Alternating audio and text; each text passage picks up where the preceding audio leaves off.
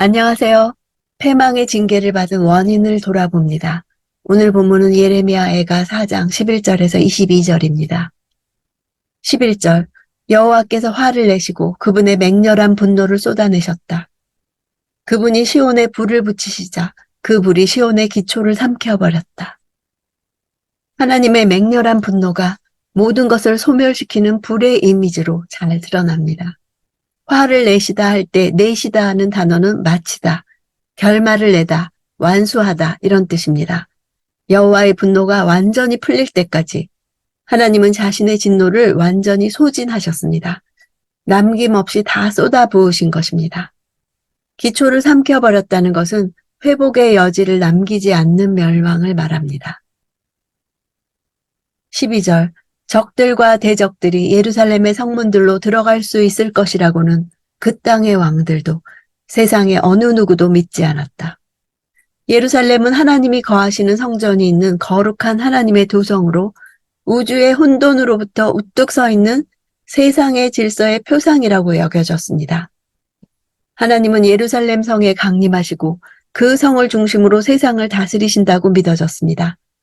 여호와는 결코 그분의 도성이 침범당하거나 그분의 성전이 파괴되는 것을 허락하지 않으시리라는 것이 그들의 확고한 믿음이었습니다. 불가침의 도성으로 여겨진 예루살렘은 이방인들에게도 입증된 것으로 누구나 당연한 것으로 여겼습니다.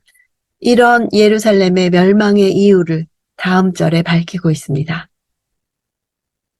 13절 이것은 그의 예언자들의 죄와 그의 제사장들의 죄악 때문이었다. 그들이 예루살렘 한복판에서 의인들의 피를 흘렸기 때문이다.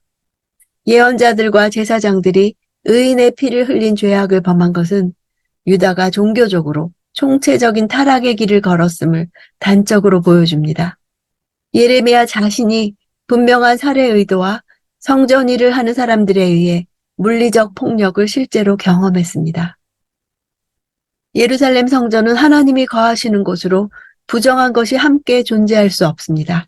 무고한 피는 성전을 더럽힘으로 그 안에 거하는 자들을 땅에서 유리하도록 만듭니다. 가인이 범죄 결과 근본된 토지를 경작하는 것을 허락받지 못하고 땅에서 유리하여 방황하는 삶을 살게 된 것과 같습니다. 예루살렘 한복판에서란 모든 백성이 지켜보는 가운데 공공연히 의인들을 핍박하고 죽였음을 뜻합니다. 이는 유다 백성들 또한 죄에 대한 책임을 면할 수 없음을 말하는 것입니다. 그렇게 예루살렘의 멸망은 결코 이스라엘을 당신의 백성으로 삼으신 하나님의 능력을 손상시키지 않습니다. 오히려 죄악을 결단코 용서하지 않으시고 열방을 들어 당신의 공의를 세우시는 하나님의 면모를 부각시켜주는 것입니다. 14절 이제 그들이 눈먼 사람들처럼 거리에서 더듬으며 나아간다. 그들이 이렇게 피로 더럽혀졌으니 아무도 그들의 옷을 만지려 하지 않는다. 그들을 눈먼 사람들에 비유한 것은 다른 이들을 이끌어줄 비전을 보여야 할 그들이 그들 자신의 발 앞도 보지 못함을 드러내는 것입니다. 거리라는 장소를 다시 언급합니다.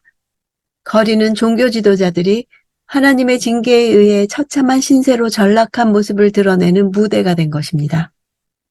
종교 지도자들이 부패하거나 하나님의 말씀을 가르치는 일과 그 말씀대로 사는 일에 소홀하게 되면 교회 전체가 그 결과로 인해 고통받게 됩니다. 15절 저리 가라 부정하다. 사람들이 그들에게 소리친다. 저리 가라 저리 가라 만지지 말라. 그들이 도망가서 방황할 때 민족들 가운데서 사람들이 말한다. 그들은 여기서 더 이상 살 수 없다. 원문으로는 좌우 대칭에 의한 강조 구문입니다. 사람들이 그들에게 소리친다를 중앙에 두고 저리 가라 부정하다와 저리 가라 저리 가라 만지지 말라가 좌우 대칭을 이루고 있습니다. 저리 가라는 것은 저리 가라는 것을 강조하기 위한 반복이며 만지지 말라는 것은 부정하다는 것을 강조하기 위한 반복입니다. 종교 지도자들은 다른 백성들을 정결한 삶의 자리로 인도합니다. 전염병 환자들에게 진단을 내리고 격리를 명하는 것은 제사장들이었습니다. 그러나 그들이 오히려 가장 불결한 자들로 전락했습니다. 그래서 사람들은 그들을 향해 마치 부정한 나병 환자들에게 소리치듯 외치는 것입니다. 그런데 여기서 이렇게 외치는 사람들은 민족들 가운데서 이방인들이 외치는 것입니다. 더 이상 여기서 살 수 없다고 말한 대로 이방 땅으로 포로로 끌려갔던 것입니다. 16절 여호와 그분이 그들을 흩어버리셨다. 그분이 더 이상 그들을 지켜보지 않으신다. 그들이 제사장들을 높이지 않고 장로들을 대접하지 않는다. 앞절을 부가 설명하고 있습니다. 종교 지도자들을 이방 땅으로 흩어지게 만든 것은 이방인들이 한 것이 아니라 여호와 그분이 친히 행하신 일임을 분명히 밝히고 있습니다. 더 이상 그들을 지켜보지 않으신다는 것은 타락한 종교 지도자들에 대한 영원한 형벌을 암시하는 것이며 결코 용서하지 않으실 것이라는 당신의 의지를 밝히기 위한 것입니다. 여기서 제사장들을 높이지 않고 장로들을 대접하지 않는 주어, 그들은 앞절의 이방 사람들입니다. 17절 그러나 우리가 헛되이 도움을 기다리다가 우리 눈이 약해졌다. 우리를 구원할 수 없는 민족을 우리가 바라고 기다렸다. 유다와 예루살렘 멸망의 또 하나의 주된 원인으로 그 백성이 하나님을 의지하지 않고 이방 나라의 군사력을 의지한 것을 지적하고 있습니다. 예레미야는 바벨론의 침입은 범죄한 유다에 대한 하나님의 징계임을 인식하고 이집트에 대한 의존을 철회하고 오직 하나님만을 의지할 것을 거듭 예언했었습니다. 구원할 수 없는 민족은 이집트를 가리킵니다. 우리라고 자신과 민족을 동일시하고 있습니다. 바라고 기다렸다는 단어의 뜻은 파수꾼을 세워 지켜보다, 무엇인가를 간절히 바라보다는 뜻으로 성을 파수하는 파수꾼이 불철주야 누가 오는지를 항상 경계하며 바라보는 것처럼 유다가 이집트의 원군을 밤낮으로 학수고대했던 애처로운 절박함을 나타내기 위한 반복인 것입니다. 19절 우리를 쫓던 사람들은 하늘의 독수리보다 재빨랐다. 그들이 우리를 쫓아 산을 넘고 광야에서 매복하고 우리를 기다렸다. 앞절이 거리에서 사냥감으로 쫓기는 상황을 그렸다면 여기서는 성 밖 모든 곳에서 바벨론 군대가 추격해 잡아갔음을 독수리가 먹이를 낚아채는 이미지를 사용해 생생하게 묘사했습니다. 예루살렘을 포위하는 바벨론 군대의 눈을 피해 가까스로 도망친 자들 역시 그들의 추격을 완전히 따돌릴 수가 없었습니다. 산을 넘고 광야로 피해보지만 그들이 미리 매복하며 기다리기까지 했습니다. 그 누구도 바벨론의 칼날에서 피할 수가 없었습니다. 하나님이 유대민족을 버릴 때 어디를 향해 가도 피할 곳이 없었습니다. 우리를 쫓던 할 때 쫓다는 단어는 보통 추격하다는 단어보다도 더 강한 의미를 가진 동사입니다. 급히 쫓다라는 뜻입니다. 이것은 도망치려는 유다 백성들과 추격하는 바벨론 군대 사이에 긴장감을 엿보게 하는 표현입니다. 긴박한 상황 속에 놓인 유다 백성들의 두려움과 다급함을 암시하는 표현이기도 합니다. 20절 우리의 코에 호흡이 되시는 여호와의 기름 부음 받은 이가 그들의 함정에 잡혔다. 우리가 그를 두고 말했다. 그의 그늘 아래서 우리가 민족들 가운데 살겠다. 코에 호흡이 된다는 말은 생명을 주관한다는 뜻입니다. 국가의 운명을 좌지우지할 만큼 중요한 인물, 곧 왕을 뜻합니다. 유다의 마지막 왕인 시드기야 왕은 예루살렘 함락 때 도주했으나 바벨론 군대에 잡혀 눈이 빠지고 사슬로 결박되어 바벨론으로 끌려갔습니다. 유다 백성들은 시드기야 왕의 그늘 아래서, 즉 그의 보호 아래서 안전할 것을 기대했었습니다. 시드기야의 이집트를 의지하려는 정책이 그들의 안전을 보장해 줄 것이라고 믿었던 것입니다. 민족들 가운데 살겠다는 것은 그들을 구원할 것은 이집트라고 확신했었음을 뜻합니다. 21절 딸 에돔이여 우스 땅에 살고 있는 이여 기뻐하고 즐거워하여라. 그러나 그 잔이 또한 내게로 넘어갈 것이니 내가 취하고 벌거벗게 될 것이다. 에돔 사람들은 예루살렘이 멸망당할 때 기뻐하고 즐거워했었습니다. 에돔의 멸망을 예언함으로써 하나님께서 유다를 회복시킬 것을 역설적으로 반증하고 있습니다. 에돔은 느부갓네살이 침공했을 때 유다를 돕는 것을 거부했을 뿐 아니라 예루살렘의 몰락을 기뻐하고 유다의 재산을 탈취하는 기회로 삼았고 도망치는 주민을 잡는 데 협력했습니다. 기뻐하고 즐거워하라 하는 것은 사실상 빈정되는 의미입니다. 앞으로는 기뻐할 때가 없을 것이니 지금 마음껏 기뻐해 두라는 뜻입니다.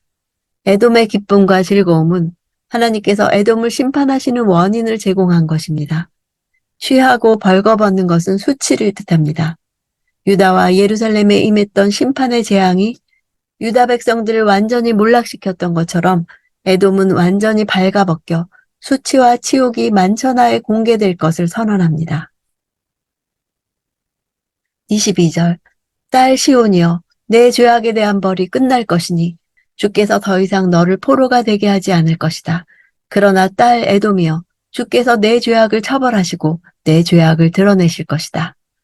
4장에서 마지막 한 절만이 소망을 보여줍니다.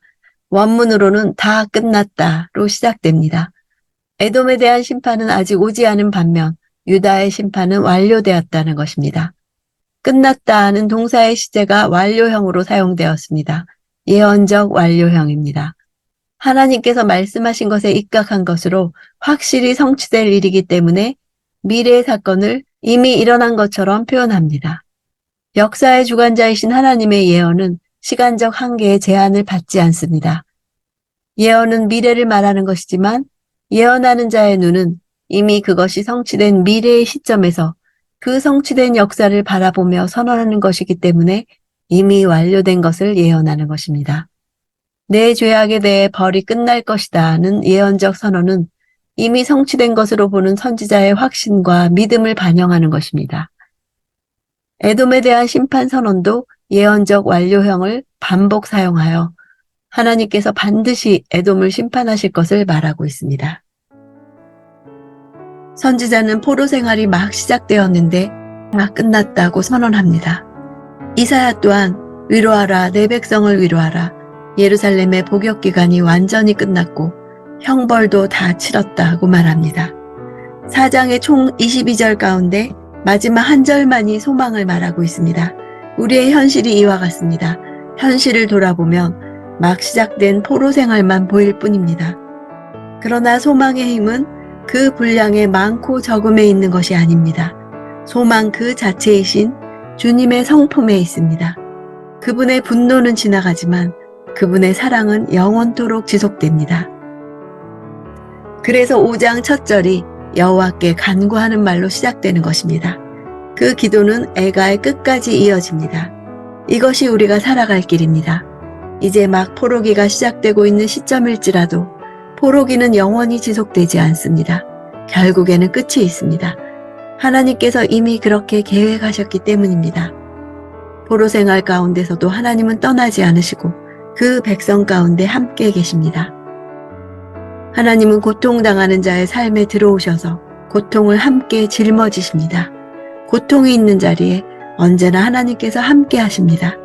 하나님과의 더 깊은 관계 속으로 이끌어 가실 것을 기대합니다.